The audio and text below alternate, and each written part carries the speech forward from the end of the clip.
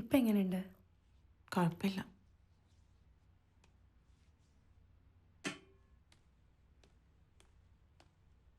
ജുമേ, പറ്റുമെങ്കിൽ കഞ്ഞി ഒന്ന് വാർത്ത് തരോ?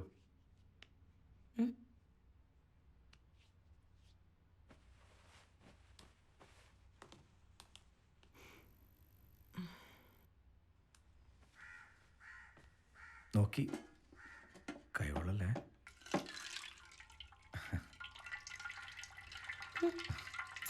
നീ എന്താ ജുമ ഇങ്ങനെ?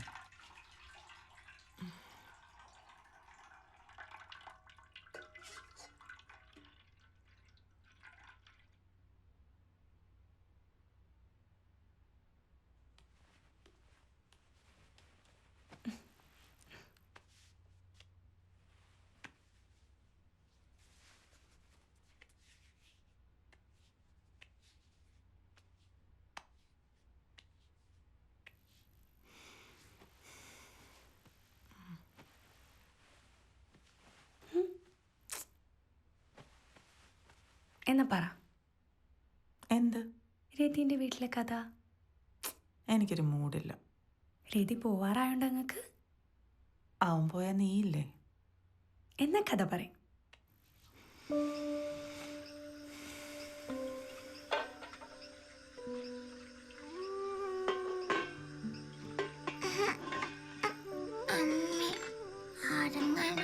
എടി നീ മോനെ ഉറക്കിട്ട് ബാക്കി ചെയ്താ മതി. മുമ്പാ ജയ ദോശമാവ് എടുത്ത് ഫ്രിഡ്ജിലേക്ക് വെച്ചേക്ക്. വല്യമാവന് നാളെ പുട്ടും കടലേ മതിയെന്ന്. മോനൊന്ന് എവിടെ ഇരുന്നേ? മാളെ ആ കോലാമ്പി വഴി കട്ടിൻ്റെ അടിയിലേക്ക് ഒന്ന് വെച്ചേക്കണേ. വെച്ചിട്ടുണ്ട് അമ്മമ്മേ.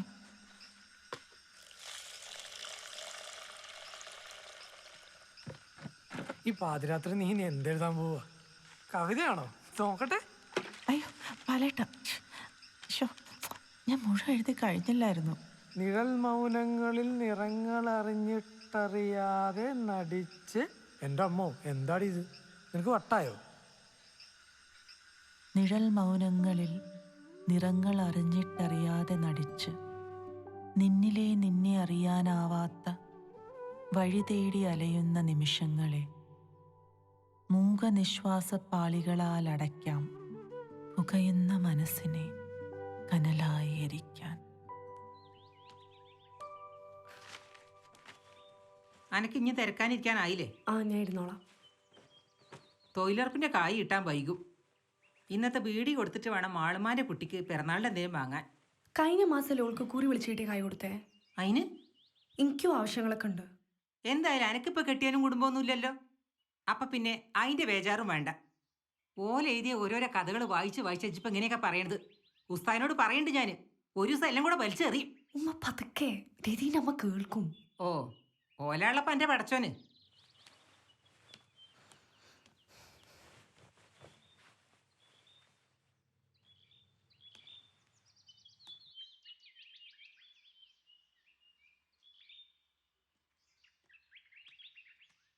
ആ എഴുതല്ലേ?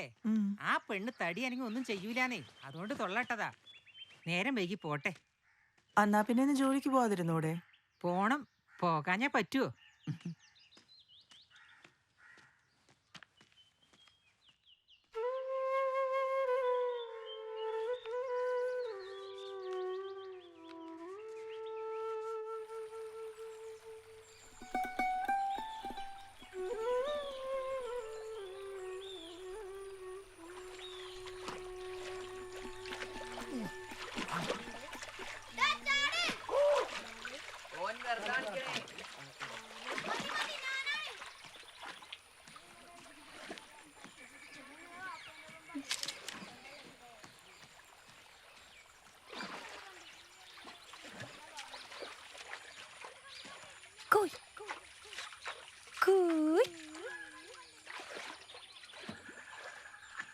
ഇവിടെ ഇങ്ങനെ ഒറ്റക്കിരുന്നാലേ ഗന്ധർവം കൂടും. ജുമയിരിക്കാണ്ടിരുന്നാ മതി. എൻ്റെ അടുത്ത് ഒരു ഗന്ധർവനും കൂടില്ല. ഇതെന്താ കഥയാ? കവിതയാ. നോക്കട്ടെ. വേണ്ട, എഴുതിയിട്ട് കാണിക്കാം. നോക്കട്ടെ. പിന്നെ തരാന്നേ. നീ പാടുവോ? ഞാൻ കവിത ഒക്കെ ചൊല്ലിയിരുന്നു. 10ാം ക്ലാസ്സോടെ നിർത്തി. ആർക്കും വേണ്ടി ഒന്നും നിർത്താൻ പാടില്ല. ഇതൊക്കെ നിന്റെ അവകാശങ്ങളാണ്, നിന്റെ സന്തോഷങ്ങൾ. ഇങ്ങക്ക് എന്താ ഒരു സങ്കടം?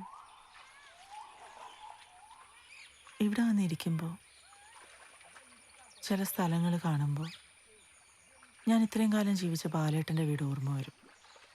വിഷമങ്ങളൊക്കെ ഉണ്ടായിട്ടുണ്ട്, പക്ഷെ എന്നാലും പെട്ടെന്നുള്ള ഈ മാറി താമസം, അതിൻ്റെ പെയിൻ ഇപ്പോഴും മാറിയിട്ടില്ല.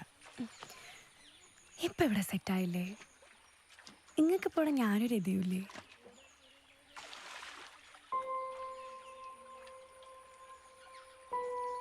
ജംഗ്ഷനുകളാണ് നമ്മൾ ഓരോ പെണ്ണുങ്ങളുടെയും ജീവിതം തീരുമാനിക്കുന്നത്. ജീവിതത്തിൻ്റെ ഓരോ ജംഗ്ഷനിലും നമ്മളെ നിർത്തും. പിന്നെ സ്വന്തമല്ലാത്ത തീരുമാനത്തിൽ ഓരോ ജംഗ്ഷനിലും പൊരുത്തപ്പെടേണ്ടി വരും.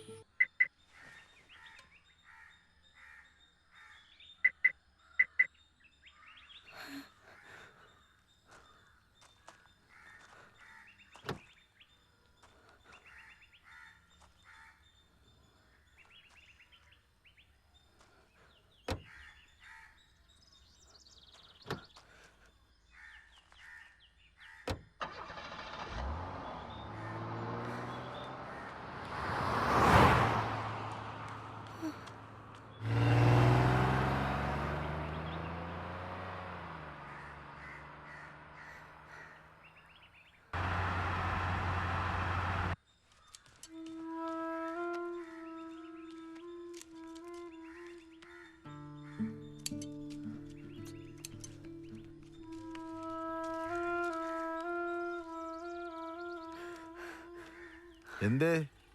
രതിന്റെ അമ്മ വയ്യാത്ത പോലെ കാറിൽ പോണു പാപ്പ.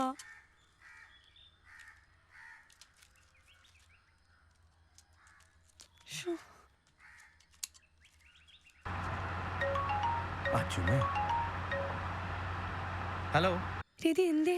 ആ അമ്മയ്ക്ക് പെട്ടെന്നൊരു തലയുറ്റല്, പ്രഷർ കൂടിയാന്ന് തോന്നുന്നു. അഡ്മിറ്റാ? അതറിയില്ല, ഞാൻ അവിടെ എത്തിയ ഉടനെ വിളിക്കാം.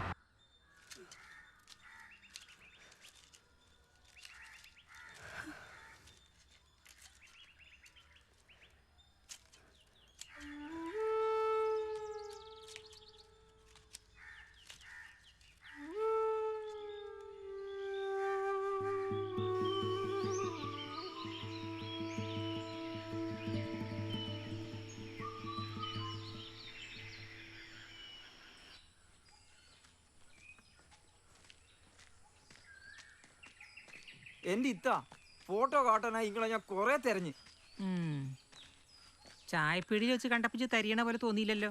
അപ്പൊ ഇത്ത നിങ്ങൾ വേറൊരു മൂഡിലായിരുന്നില്ലേ? നേരെ നോക്കി കാര്യം പറഞ്ഞില്ലെങ്കിൽ നിങ്ങൾ ചൂടായാലോ? അല്ലാതെ കുറിപ്പൈസ ചോദിക്കുമെന്ന് വിചാരിച്ചിട്ടല്ല അല്ല റസാക്കേ. അത് ഞാൻ തരൂലേ, ഒരു 2 ദിവസം കൂടി കഴിഞ്ഞാല്. നിങ്ങൾ ഇത് നോക്കി, ഇയാളെങ്ങനെയുണ്ട്? ഇതൊക്കെ പ്രായം കൊണ്ട് കുറെ ഏറും. ഓളിക്കും പ്രായം കുറെ ആയില്ലേ? നിങ്ങൾക്ക് ഓള് കുട്ടിയായിരിക്കും. നമുക്കേ 18 കഴിഞ്ഞാൽ പിന്നെ നിക്കാഹ് ഉറപ്പിച്ചോണം. എന്നാലും ഈ പ്രായക്കാരൊന്നും വേണ്ട. ഇതാ ഇതാ നിങ്ങൾ ഇത് നോക്കി, എന്താ ഒസിരി. ഓൻ്റെ ബാപ്പയും കുട്ടികളും എല്ലാവരും കലാകാരാ. ഈ പെൺവേഷം കെട്ടി കളിക്കണ കണ്ട, ഇതാണ് വാപ്പ. ചെക്കൻ്റെ ഡാൻസ് കണ്ട. ജോലി എടുക്കണ ആരും ഇല്ല എൻ്റെ അടുത്ത്. ഇമ്മാതിരി കോപ്രായം കൊണ്ട് എൻ്റെ അടുത്ത് വന്നാണ്ടല്ലോ, ഞാൻ പറഞ്ഞില്ലാന്ന് വേണ്ട. നിങ്ങൾക്ക് പറഞ്ഞാൽ മനസ്സിലാവൂല. യൂട്യൂബ് എന്തൊക്കെ മാസം എത്രയാ വരുമാനം വെച്ചിട്ടാ? യൂട്യൂബ് പോയിക്കായി അവിടുന്ന്. ഇതൊക്കെ വേറൊരു ഇത് ഇത് വേണ്ട, കൊള്ളാമോ? വേണ്ട, അതൊന്നും വേണ്ട. ഇത് നല്ല പയ്യനാ. വേണ്ടാന്ന്. അമ്മേ കൊതിപ്പോൾ എനിക്കിതാ അമ്മേ, പ്ലീസ് അമ്മേ, അമ്മേ അമ്മേ പ്ലീസ് ഇത് വെച്ചിട്ടാ ഞാൻ നിനക്ക് കുത്തുതരാൻ പോകുന്നത്. പ്ലീസ് നോക്കിക്കോ, ഒരെണ്ണെന്താ, ഒന്നുമില്ല. ഒരു പീസ്. നിങ്ങൾക്ക് രണ്ടുപേർക്കും ഞാനൊരു സർപ്രൈസ് തരാം.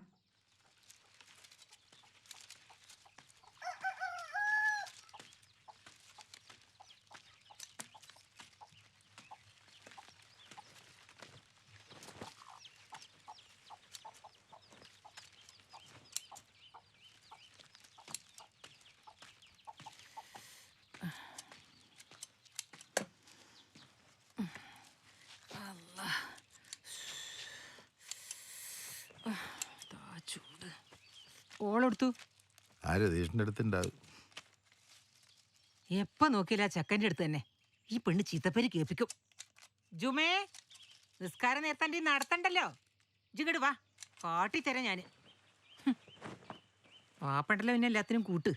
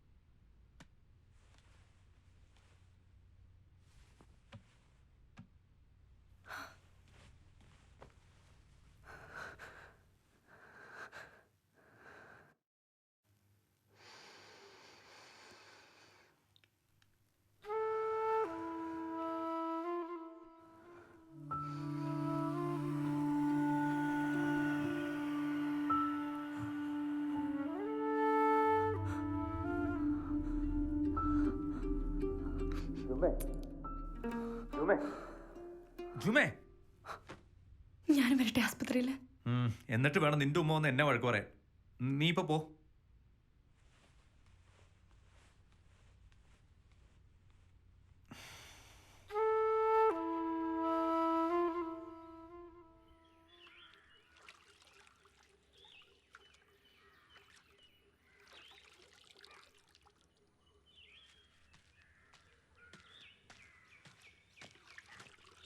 എന്താടി അന്റെ അമ്മ മയ്യത്തായോ? ബാങ്ക് വിളിച്ചൊന്നും ചറിഞ്ഞില്ലേ?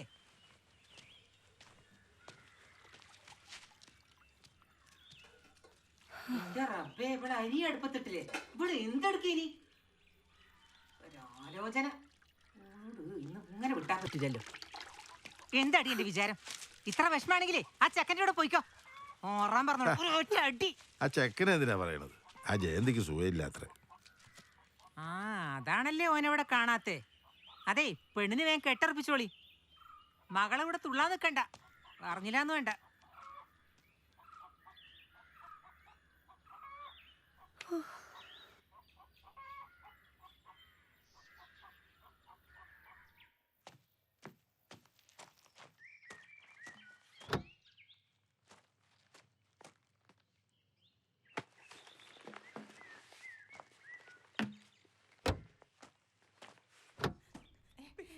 കുഴപ്പമില്ലാന്നേ, ഞാൻ വന്നില്ലേ. ചുമ്മേ കണ്ടില്ലേ? കരയല്ലേ, കുഴപ്പമില്ല. ഞാൻ തിരിച്ചു വന്നില്ലേ. സാരില്ല. എന്താ ഇത്? എന്റെ അസുഖം കരയല്ലേ. കാണാൻ തോന്നിയില്ലേ? ഈ ചുമ്മ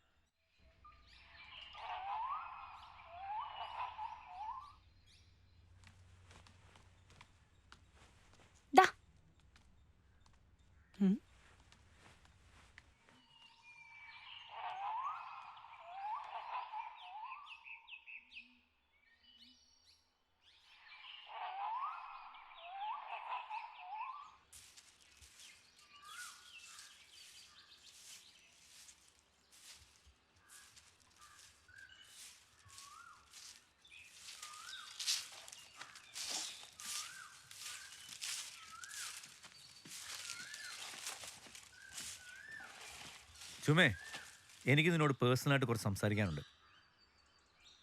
ഞാൻ നിന്നെ ഇഷ്ടപ്പെടേണ്ടിയിരുന്നില്ല എന്ന് എനിക്കിപ്പോൾ തോന്നുന്നു.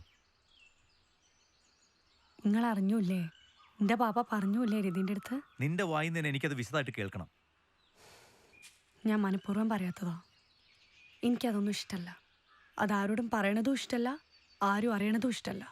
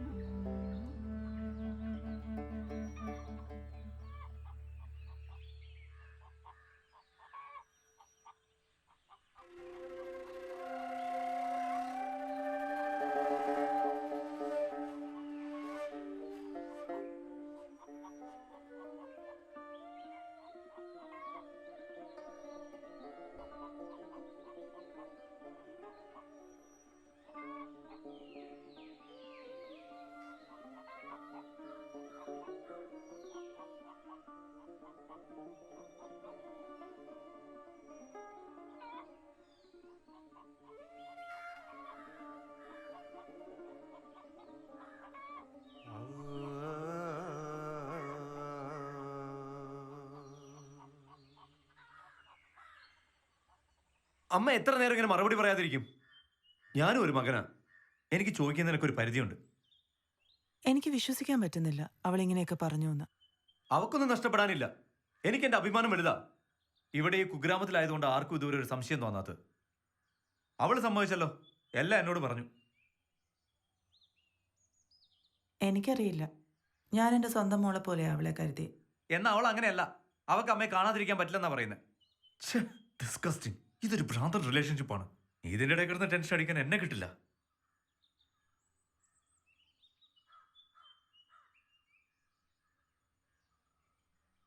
അമ്മ ഒരു ബൈസെക്ഷലാണോ? അമ്മയ്ക്ക് ഇതിലൊരു പങ്കില്ലെന്ന് എന്നോട് പറ. ബാക്കി ഞാൻ മാനേജ് ചെയ്തോളാം.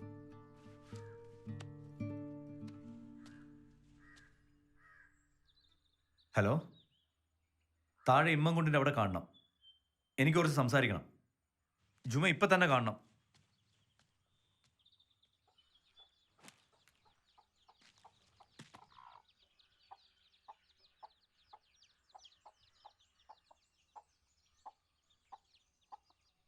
ഞമ്മളെ ജാതിയിൽ ഇങ്ങനെ ലിബിലീസ് ആദ്യമായിട്ട് എൻ്റെ റബ്ബേ. പെണ്ണുങ്ങൾ കല്യാണം കഴിക്കേണ്ട സമയത്ത് കഴിച്ചില്ലാച്ച ഇങ്ങനെ തന്നെ. അല്ല, ഓക്ക് തലവേന വരാറുണ്ടാ? എപ്പോഴും അത് തന്നെ ഓക്ക്. ഇതിപ്പോ പറയാണ്ടിരിക്കാൻ വയ്യ. സെക്സ് ആണ് കാര്യം. അത് സമയത്ത് കിട്ടിയില്ലാച്ച തലവേദന, ബോധം കെടലൊക്കെ ഉണ്ടാവും. ഇതിപ്പോ ഒന്നും നോക്കാനില്ല. നിക്കാഹ് അത് നടക്കട്ടെ. നിങ്ങൾ ബേജാറാവണ്ട, ഓളുടെ കാര്യം ഞാൻ നോക്കിക്കോളാം. അപ്പറഞ്ഞത് കാര്യം.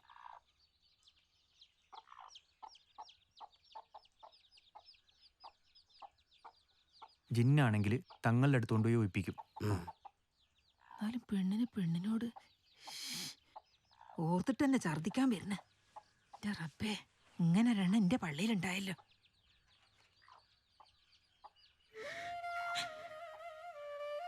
ഞാൻ ഈ വീട്ടിൽ എങ്ങനെ കഴിയും? ആളുകളെല്ലാം അറിഞ്ഞില്ലേ?